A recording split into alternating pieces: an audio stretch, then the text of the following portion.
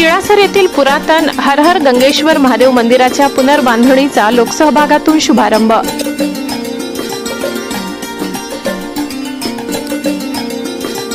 नवापूर तालुक्यातील तिळासर येथील नागान नदीकाठी वसलेल्या अतिप्राचीन मोतीझिरा परिसरातील हर हर गंगेश्वर महादेव मंदिराच्या जीर्णोद्धारास व नव्या बांधकामास विधिवत प्रारंभ करण्यात आलाय।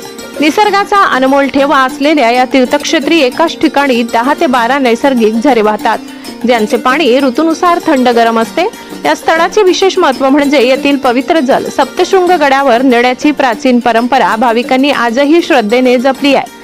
सन 2018 मध्ये आलेल्या महापुरात हे मंदिर वाहून गेले होते। तेव्हापासून ग्रामस्थांनी मंदिराच्या पुनर्बांधणीचा दृढ संकल्प केला होता।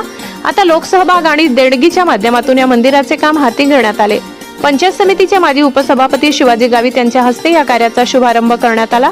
यावेळी उपसरपंच भरत गावित, देवजी गावित, मंदिराचे ट्रस्टी देवजी सेठ यांच्यासह ग्रामस्थ मोठ्या संख्येने उपस्थित होते।